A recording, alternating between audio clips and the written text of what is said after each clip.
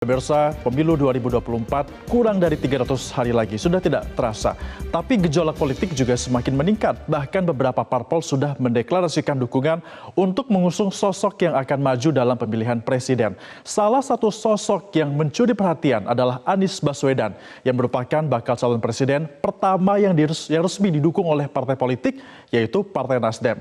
Perjalanan Anies menjadi capres pun penuh dengan liku-liku yang dilempar oleh lawan politiknya, yang disebut Anies merupakan sedang dihadapkan dengan kekuatan yang besar. Lantas bagaimana perjalanan Anies Baswedan agar tetap tawakal? Kita akan simak beberapa pernyataan dan yang sudah dikumpulkan ataupun yang sudah diungkapkan oleh Anies Baswedan menghadapi tensi politik yang semakin meningkat jelang pemilu 2024. Yang pertama pemirsa, kita akan melihat bagaimana Anies Baswedan ini dalam pidato politiknya di agenda relawan amanat Indonesia yang digelar pada Tenis Indoor Senayan 7 Mei 2023. Anies mengatakan bahwa sedang menghadapi lawan yang besar yang bisa memegang kendali. Nah, dia mengatakan bahwa dalam kompetisi ini kita akan berhadapan dengan yang memiliki sumber daya yang luar biasa besar. Ini dikatakan oleh Anies Baswedan.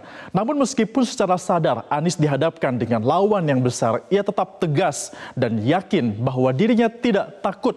Lebih lengkap lagi Anies mengatakan kita tidak perlu takut untuk menghadapi kekuatan yang besar. Karena kita akan tunjukkan kekuatan spiritual lah yang untuk meraih apa yang diharapkan oleh Republik ini. Ada kata spiritual di sini. Lebih lengkap, Anies Baswedan mengatakan bahwa kekuatan spiritual yang dimaksud adalah bukan hanya satu partai ataupun satu orang saja, namun juga untuk seluruh bangsa Indonesia ke depannya. Ini merupakan pernyataan dari Anies Baswedan di tanggal 7 Mei 2023. Selanjutnya kita akan melihat pernyataan juga dari Anies Baswedan di Nasdem Tower di Jakarta Pusat pada 17 Mei 2023. Tentunya upaya pencalonan Anies juga diwarnai dengan dugaan penjagalan terhadap sisinya. Sehingga meski demikian Anies tetap yakin bahwa Tuhan tetap bersama kebenaran. Dan dalam pernyataannya yang digelar pada 17 Mei ini, pemirsa, Anies bertemu dengan para elit Partai Nasdem sesaat setelah Menkominfo Johnny G. Plate ini ditetapkan sebagai tersangka atas dugaan kasus korupsi BTS. Anies mengatakan bahwa pertemuan saat itu diselimuti rasa prihatin atas kasus yang menimpa Menkominfo, dan ia mengatakan kepada awak media bahwa memilih untuk menghadapi ini semua cobaan, tantangan yang muncul atas konsekuensi-konsekuensi, keputusan-keputusan dengan keyakinan bahwa Tuhan, Allah Subhanahu wa Ta'ala, ini akan berpihak kepada kebenaran. Anies juga melanjutkan saat itu setelah mengatakan hal ini bahwa ujian yang saat ini sedang ia lewati akan ia lalui dengan rasa yakin dan juga tetap membawa pesan-pesan dan juga nilai-nilai kebenaran. Sehingga hal inilah yang dikatakan Anies bahwa ia yakin Tuhan akan tetap bersama dengan kebenaran. Bukan hanya itu pemirsa, bahkan sebenarnya tidak hanya berhenti di situ penjagalan terhadap Anies Baswedan yang akhirnya pun membuat dirinya heran dengan berbagai upaya dan juga spekulasi yang dilakukan untuk menjatuhkan dirinya. Padahal ada beberapa survei yang mengatakan bahwa Anies Baswedan ini posisinya di survei adalah di posisi ketiga. Lantas mengapa malah dirinya terus yang diserang oleh lawan politiknya? Nah, ada pernyataan yang dikeluarkan Anies pada acara Milad PKS di Yogyakarta. Dia mengatakan seperti ini pemirsa, karena kalau di survei nomor 3, buat apa dijegal?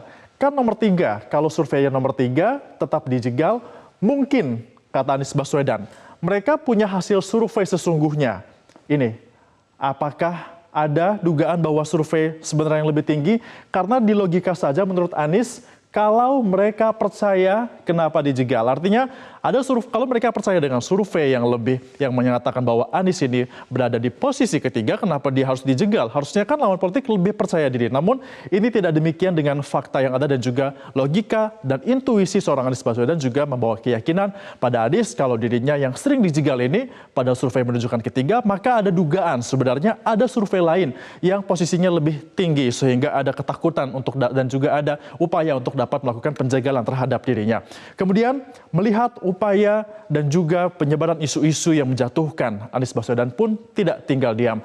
Anies akan lebih percaya diri jika pihak lawan melakukan adu gagasan, adu karya dan juga adu rekam jejak. Di tanggal 20 Mei, tepatnya beberapa hari yang lalu atau kemarin pemirsa, dalam agenda Milad PKS di Istora Senayan, Jakarta, Anies ini mengatakan bahwa ia mengatakan kalau tantangannya adalah adu lari atau keliling Indonesia. Dia mengaku sudah kalah. Tapi kalau tantangannya adalah adu gagasan, adu karya, dan juga adu rekam jejak. Maka kita, kata Anies, insya Allah menyatakan siap kepada semuanya. Nah, ini merupakan salah satu pernyataan yang menunjukkan juga bahwa Anies ini bukan hanya modal untuk bersafari saja keliling Indonesia, tapi juga harus memiliki gagasan, memiliki karya, dan juga memiliki rekam jejak. Sehingga Anies lebih percaya diri jika adu-adu seperti ini, adu gagasan, karya, dan juga rekam jejak yang akan dilakukan untuk dapat menghadapi Pilpres 2024 mendatang. Tentunya selain sudah ada beberapa pernyataan yang dikeluarkan pada beberapa hari yang lalu sepanjang bulan Mei 2023 ini, Anies juga nanti di hari ini akan bertemu dengan ribuan relawan di kawasan Senayan. Nah, dalam pertemuannya tersebut akan ada beberapa poin yang akan disampaikan Anies dalam pidato politiknya yang akan disampaikan di hari ini. Yang pertama, Anies akan berkata ataupun bicara soal dengan keadilan rakyat yang merata yang akan diberikan kepada seluruh rakyat Indonesia. Ini merupakan salah satu kontrak politik yang juga penting untuk dapat diberikan kepada masyarakat dalam Pilpres 2024 nanti. Kemudian yang kedua, ini terkait dengan pentingnya kesetaraan bagi warga. Menurut Anies, ini adalah tentang keadilan untuk rakyat yang sudah seharusnya diwujudkan oleh negara. Kemudian juga yang ketiga, ini masih berkaitan dengan keberlanjutan, kemakmuran bersama. Artinya ini mempertimbangkan segala aspek yang paling penting untuk guyup sebagai Indonesia. Satu Indonesia, tidak boleh terpecah belah. Anies bukan hanya hal-hal politik saja yang akan dibahas, namun juga bahkan sampai dengan isu lingkungan pun akan dibahas, di mana isu lingkungan yang berkelanjutan masyarakat Indonesia ini diharapkan dapat berperan aktif dalam mengurangi emisi karbon, dan ini merupakan bentuk nyata dari pikiran dari Anies Baswedan untuk memikirkan secara ke depan bagaimana Indonesia bisa ikut bersama dunia dalam isu lingkungan yang berkelanjutan ini. Kemudian yang kelima, ini juga yang cukup penting yang terus digaungkan oleh Anies Baswedan, yakni suasana guyup, solidaritas yang solid. Ini merupakan kunci dari kebersamaan yang tentunya untuk dapat memajukan Indonesia. Dan pemirsa, seluruh gagasan yang disampaikan oleh Anies Baswedan, baik ini pada saat dia ada upaya pencegahan dilakukan ataupun pada saat dukungan dari relawan terus berdatangan kepada dirinya, diharapkan bisa memicu semua pihak untuk terus menebar kebaikan dan juga berpolitik dengan sehat, dengan adu gagasan, adu karya, dan juga tidak saling menjatuhkan. Karena meski kerap dijegal, Anies tetap tawakal.